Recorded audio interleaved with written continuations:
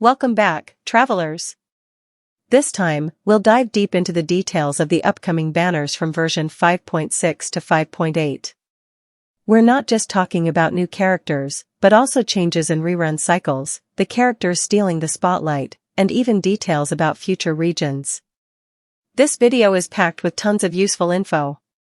If you're planning how to spend your Primogems or wondering when your favorite character will return, this content is unmissable. Let's start with version 5.6.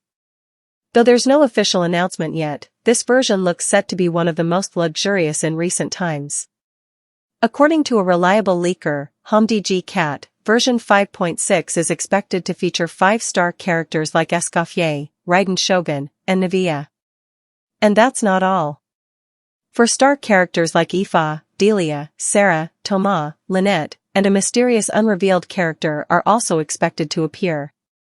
The standout here is the new character, Escoffier. Her status as a 5-star already makes her a focal point, but the high likelihood of her appearing alongside Kinich adds another point in her favor. Both are from the same region, aligning with the regional theme. Hoyoverse tends to release new characters in the first half of an update to boost engagement, so I personally predict Escoffier and Kinich will be in the first half, while Raiden Shogun and Navia take the second half. This isn't a leak, just a guess based on patterns. However, considering Raiden Shogun just appeared in version 5.0, back-to-back reruns for characters from the same region might be a bit unusual.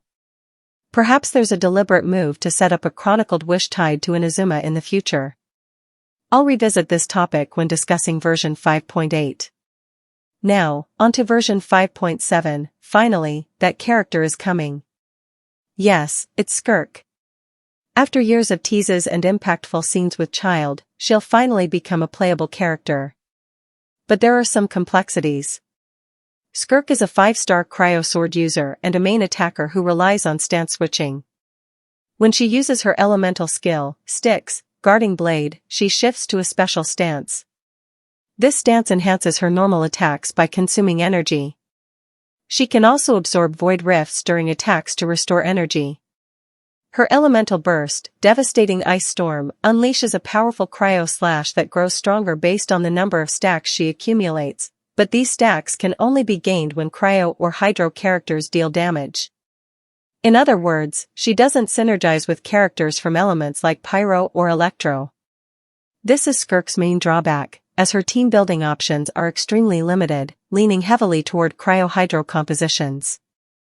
For players who love experimenting with reactions freely, Skirk might feel like a character that demands a restrictive playstyle. The reactions she relies on, like freeze or superconduct, are also limited, and she struggles to shine outside dedicated team setups. Of course, you could argue her design is intentional. She offers high synergy within a narrow scope, and when used correctly, she becomes an incredibly powerful single-target cryo attacker, giving her a clear identity. But for players seeking a versatile attacker who fits any team, Skirk might be a bit tricky to use. Skirk's constellations add practical boosts, like adding AoE damage to charged attacks and increasing energy restoration, but these upgrades require heavy investment. In short, Skirk is a character tailored for players who enjoy the challenge of precise control and strict team comps. Unlike Neuvillette, who can wipe entire maps, Skirk is a technical fighter operating in a narrow range, which, in a way, makes her a refreshing presence. There's also another character worth noting, Dahlia. She's expected to be featured as a 4-star in version 5.7. Her existence was hinted at in the story, and in version 5.6, she'll appear as an NPC, making her transition to a playable character in 5.7 quite logical. As for 5-star characters, Skirk is currently the only one confirmed in the beta. Other characters like Milani, Emily, and Mavuika are still speculative, but their appearance is plausible.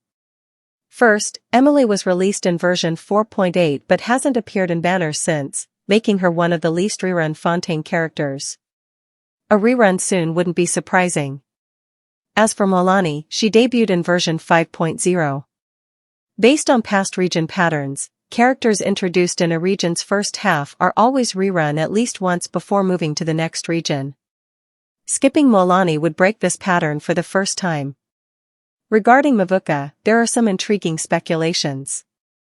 If Mavuika was released at the end of the Archon quest in version 5.3, version 5.7 would be the perfect time for her first rerun. Previous Archons like Venti, Raiden, Nahida, and even Farina, more or less, were always rerun 3 versions after their debut. If this pattern holds, Mavuika would be next. Conversely, if she isn't rerun here, it would be the first time this rule is broken. If Mavuika appears in the same version as Skirk, it'll be a tough situation. Skirk's long-awaited debut and Mavuika's rerun coinciding would force players to make a hard choice. We don't know if Hoyoverse will go with this scenario, but the current lineup suggests it might be unavoidable. Now, version 5.8. This version is expected to be the big summer event update. Every year around this time, seasonal events like the Golden Apple Archipelago have taken place, so we're likely to see a similar event this time. Details haven't been revealed yet, but we can predict a Seat Lolly rerun. As one of the key characters introduced in the first half, characters released in this phase always get at least one rerun opportunity based on past region patterns. If she isn't rerun in 5.8, it would break this pattern. Moreover, there's significant focus on Inazuma's movements. Raiden Shogun's reappearance in 5.6 might be foreshadowing an Inazuma chronicled wish in 5.8.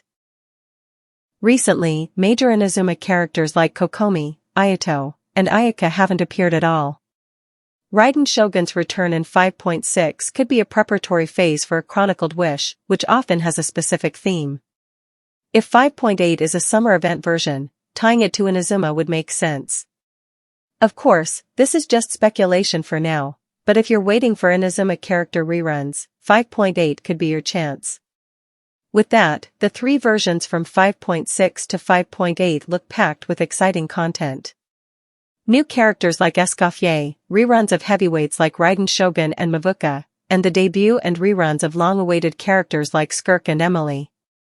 Meanwhile, Natlan's story is nearing its conclusion, and each version's movements carry stronger implications as a setup for the next region. Will Snezhnaya start in 6.0?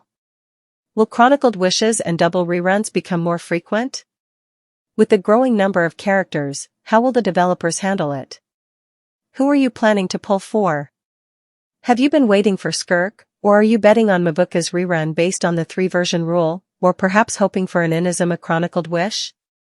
Share your thoughts in the comments, and don't forget to subscribe to the channel. Is dream work!